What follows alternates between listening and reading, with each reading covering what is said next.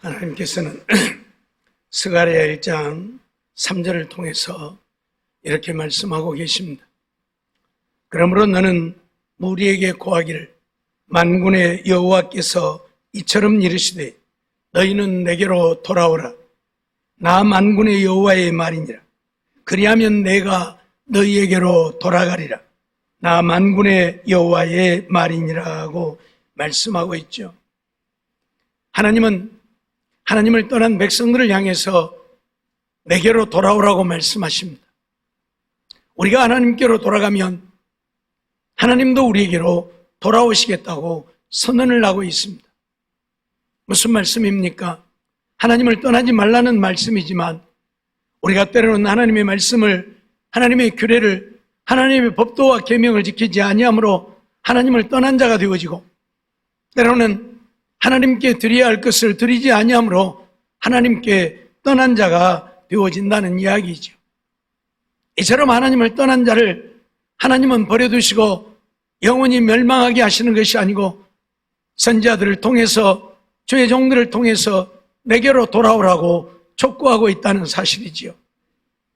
하나님의 그 말씀을 듣고 깨닫고 돌이키는 자는 하나님이 우리에게로 돌아오셔서 우리에게 은혜를 베푸시고 우리를 살게 하실 것입니다.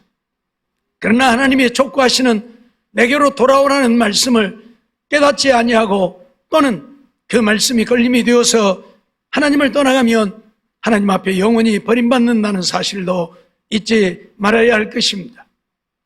하나님은 우리에게 구원의 은혜를 베푸시고 우리에게 복을 주시고 우리의 삶을 책임져 주시려고 언제나 우리가 하나님께 돌아와 하나님 안에 살기를 원하십니다.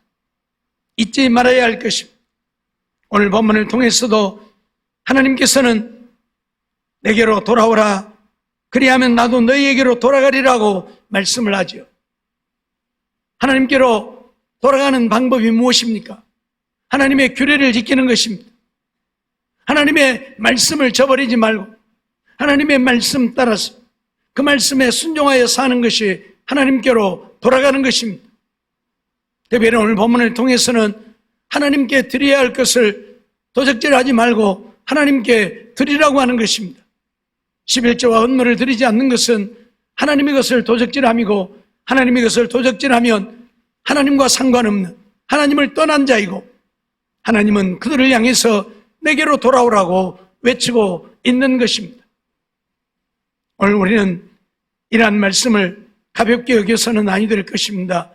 우리를 살게 하려고, 우리에게 영생을 주시려고 내게로 돌아오라고 외치는데 그 말씀을 거부하면 우리가 어떻게 하나님의 은혜를 입고 어떻게 영생을 얻겠습니까?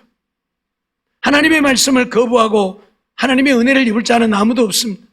하나님의 말씀을 떠나 살면서 구원 얻을 자는 없다는 이야기입니다. 그래서 오늘 우리는 하나님께서 내게로 돌아오라 하시는 이 말씀에 귀를 기울여야 할 것입니다. 그러면 지난번 말씀드렸던 것처럼 하나님께로 돌아가면 어떻게 되어지는 것입니까?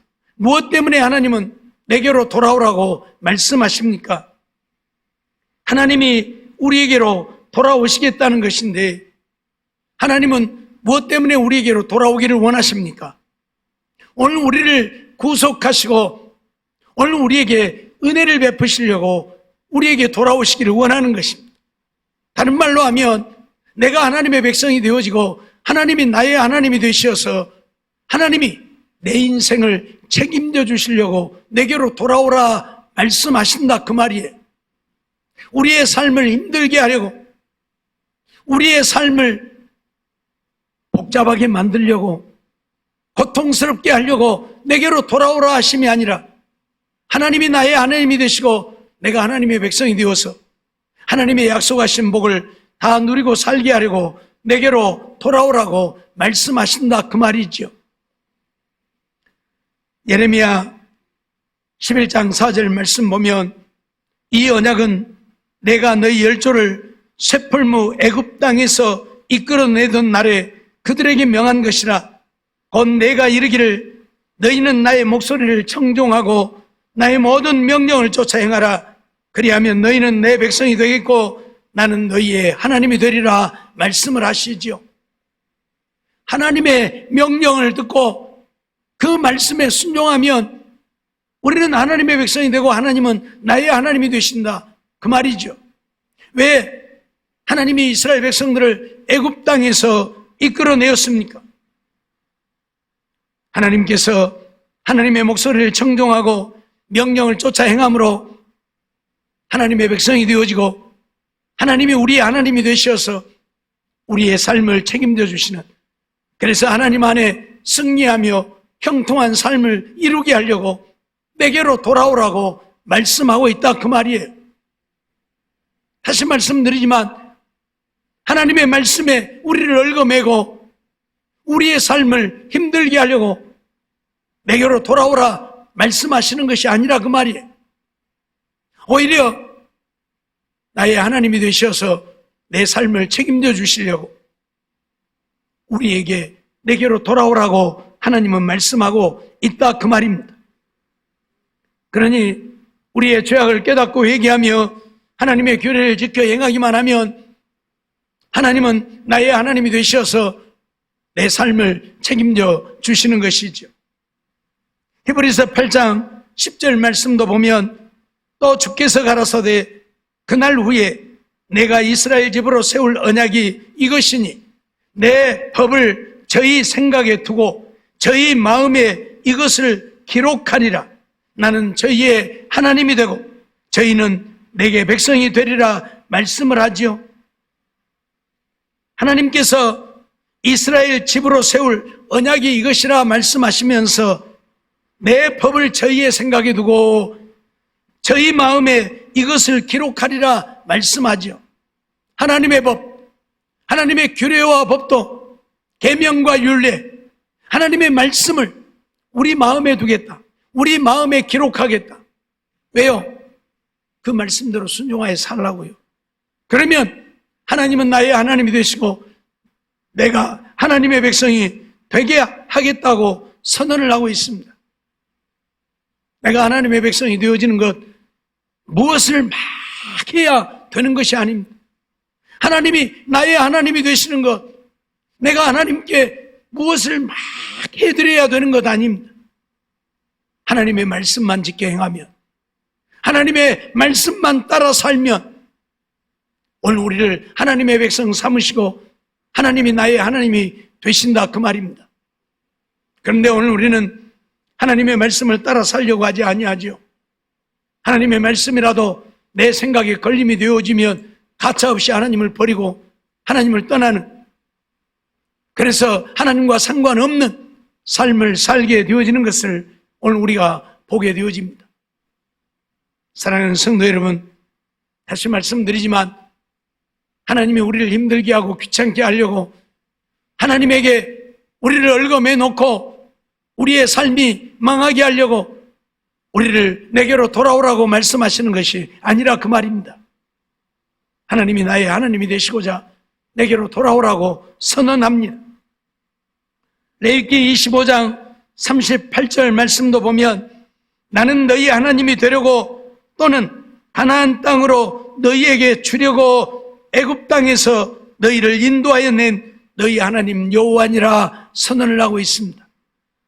나는 너희 하나님이 되려고 가나안 땅으로 그들에게 주려고, 적과 꿀이 흐르는 땅을 그들에게 주려고 그들을 애굽에서 이끌어냈다, 그 말이에요.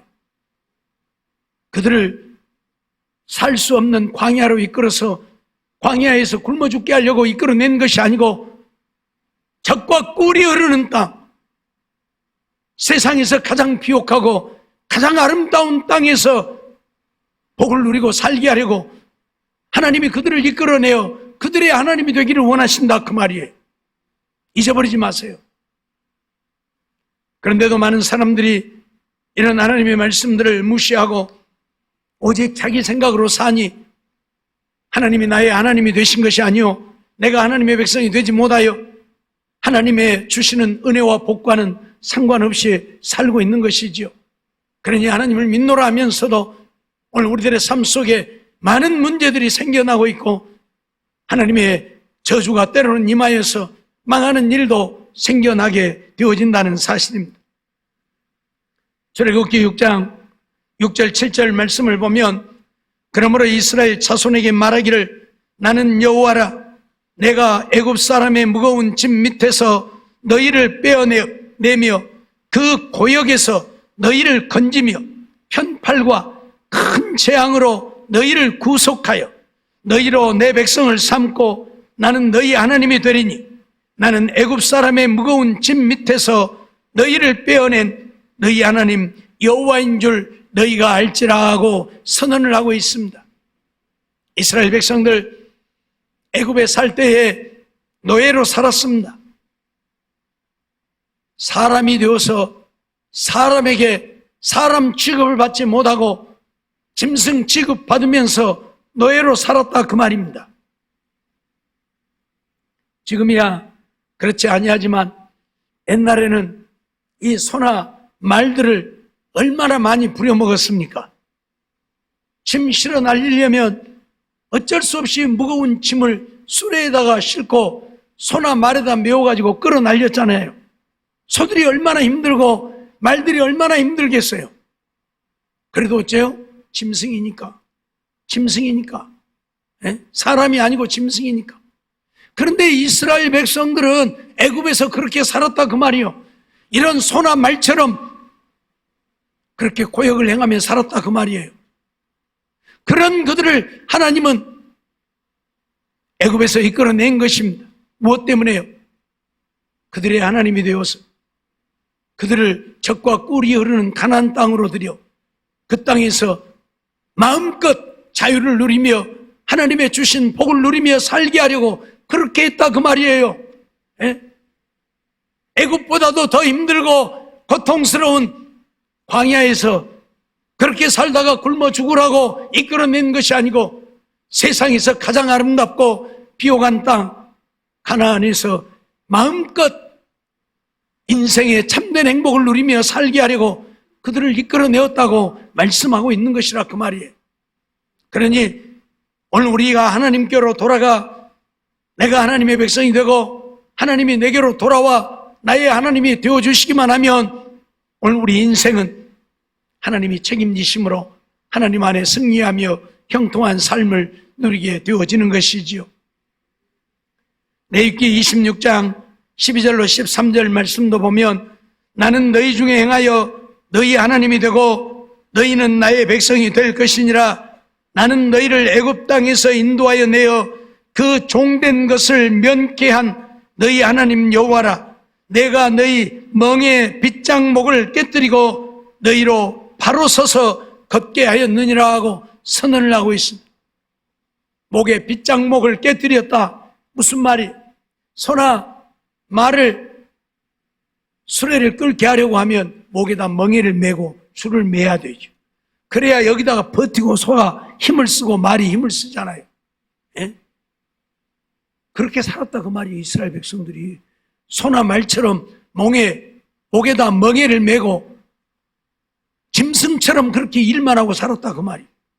그들을 이끌어내신 이유가 그 빗장목을 너희 멍에 빗장목을 깨뜨려 너희로 소나 돼지처럼 이러고 등짐지고 살게 하려고 한 것이 아니라 바로 서서 걷게 하려고. 등짐을 지면 어쩝니까?